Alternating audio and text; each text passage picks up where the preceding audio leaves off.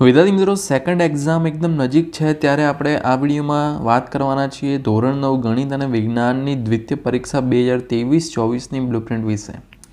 જે બીજા વિષયોની બ્લુપ્રિન્ટ છે એ ઓલરેડી સેમ જ છે. એના વિડીયોઝ આપણી ચેનલ ઉપર અવેલેબલ છે. ડિસ્ક્રિપ્શનમાં તમને તમામ બ્લુપ્રિન્ટ્સ મળી જશે, એટલે ત્યાં જઈને બધા જ જે વિડીયોઝ છે એકવાર જોઈ લેજો. એટલે દરેક વિષયમાં તમને ખબર પડે શું તૈયાર કરવું, કેવું પેપર હશે.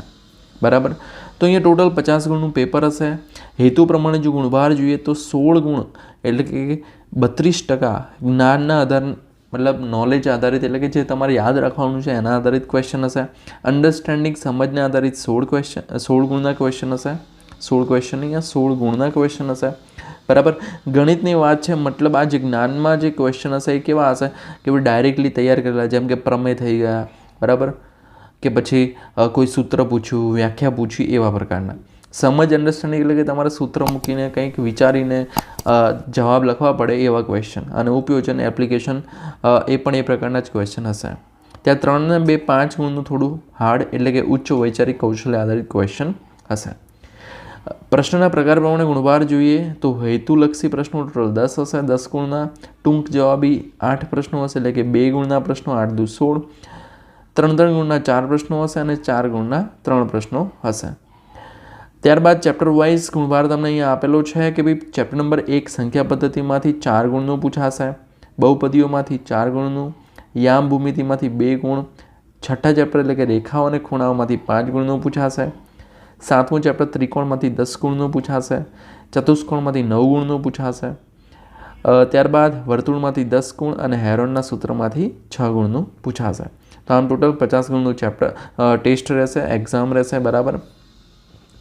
તો વિદ્યાર્થી મિત્રો, અહીંયા તમારે ખાસ ધ્યાન શું રાખવાનું છે કે જેના ગુણભાર વધારે છે એ ચેપ્ટર સૌથી પહેલાં કરો. બરાબર. તમને જે ઇઝી લાગતા હોય, જેમ કે હેરોનનું સૂત્ર આધારિત જ છે. બરાબર. તમને 1-2 સૂત્ર આવડે અને પરિમિતિનો યુઝ કરીને એકદમ સિમ્પલ ABC શોધો એટલે જવાબ મળી જાય. તો આ 6 ગુણનું છે તૈયાર કરવાનું. બરાબર. પહેલાં. ત્યારબાદ વર્તુળ, જેમ કે વર્તુળમાં 2-3 પ્રમેય છે. IMP વિડીયો તમને મળશે આપણી ચેનલ ઉપર, એટલે ચેનલને સબસ્ક્રાઈબ કરી લો. બરાબર. અને નીચે વોટ્સએપની ચેનલનું પણ એક લિંક આપેલી છે જ્યાં તમને પહેલાં જ જે પણ વિડીયો મૂકું છું એ ત્યાં મૂકી દઈશ. તો વર્તુળમાંથી 10 ગુણનું છે. તો આ જે ચેપ્ટર તમે જોઈ શકો છો 10, 9, 10, 6. તો મતલબ આ કયા છે દ્વિતીય પરીક્ષાના એટલે કે પ્રથમ પરીક્ષા પછીના ચેપ્ટર ચાલેલા છે. બરાબર. અને જે ઓછા ગુણભારવાળા છે એ કેવા પ્રથમ એક્ઝામના ચેપ્ટરો છે. તો પહેલાં તમે આ જે ઇઝી તમને જે લાગતા હોય એ પહેલાં કરો અને પછી હાર્ડ કરો. બરાબર. ત્યારબાદ વાત કરીએ, અહીંયા તમને માળખું આપેલું છે પ્રશ્નપત્રનું. તો પહેલા વિભાગ એ જેમાં હેતુલક્ષી પ્રશ્નો છે. પ્રશ્ન નંબર 1 થી 10 ટોટલ 10 પ્રશ્નો હશે.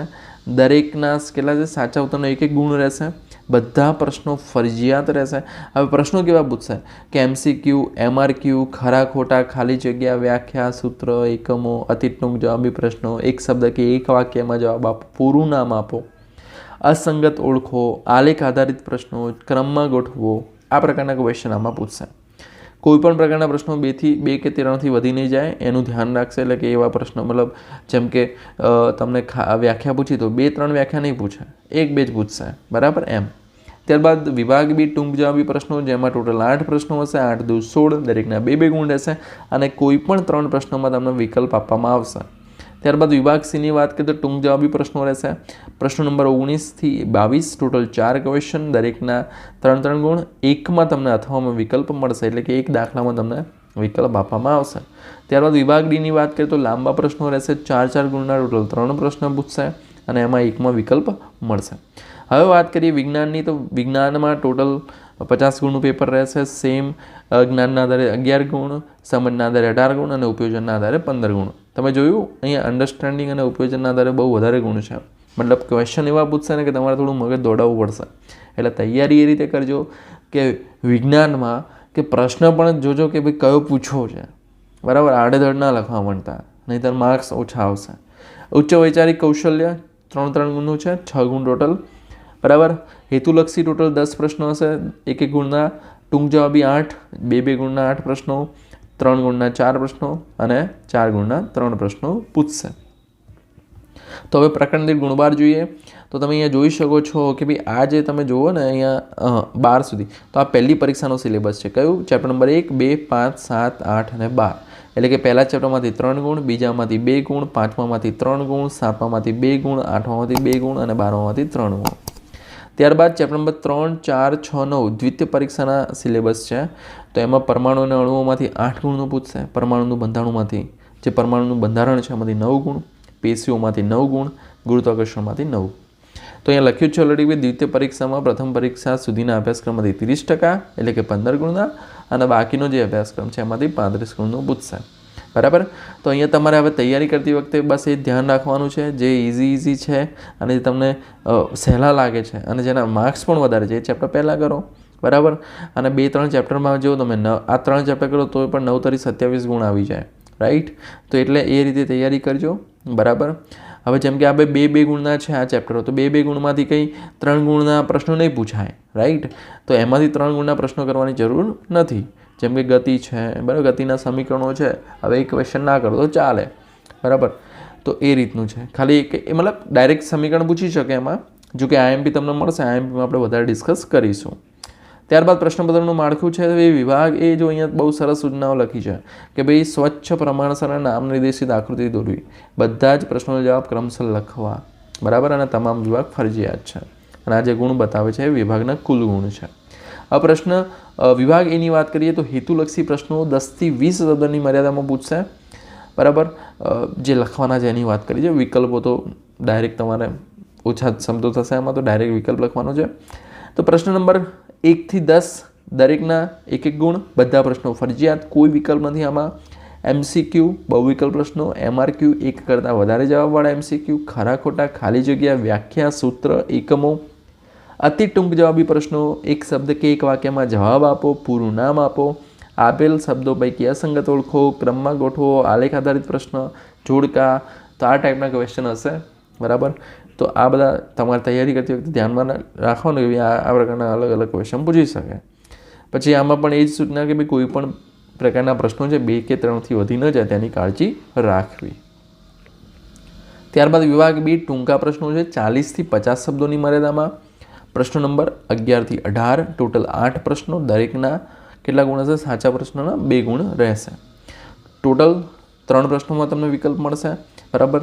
ત્યારબાદ વિભાગ C 60 થી 80 શબ્દો એટલે કે ટોટલ તમારે 4 મુદ્દામાં લખવાના રહેશે.